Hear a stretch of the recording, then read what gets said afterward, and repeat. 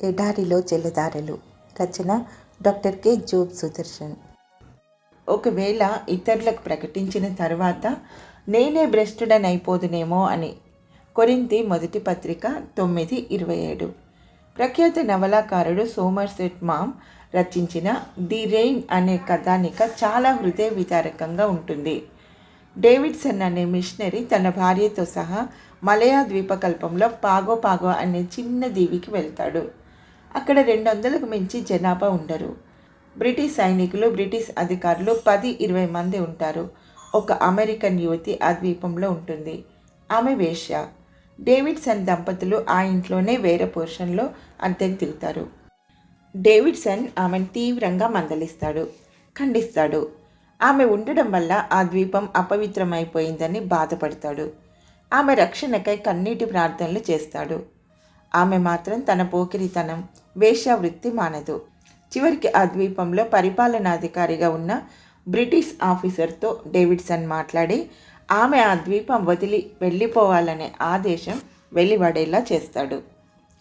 మరో 4 రోజుల్లో ఒక ఓడ ఆ దీవికి వస్తుంది. సైనికులు ఆ వేశ్యను ఆ ఓడ ఎక్కించి అమెరికా పంపేలా ఏర్పాట్లు జరిగింది.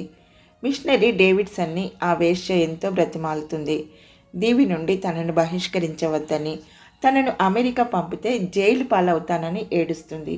మిషనరీ మనస్సు కరగదు. ఆ ఏడుపులోనే ఆమె గొప్ప పశ్చాత్తాపం కనపరుస్తుంది.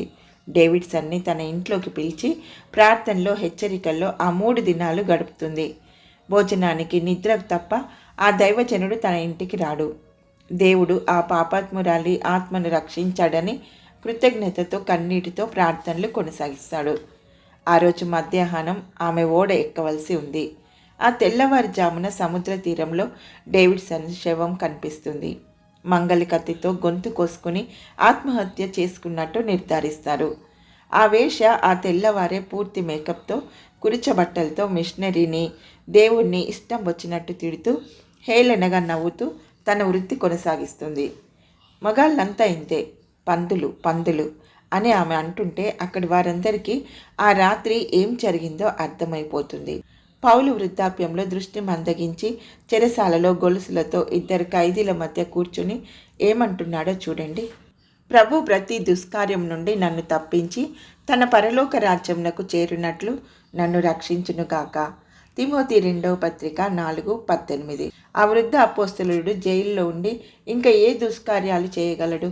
అయినా పౌలుకున్న దీనత్వం, విధేయత, జాగరూకత చూడండి. తాను నిలిచున్నానని తలంచువాడు పడిపోకుండా చూసుకోవాలి కదా.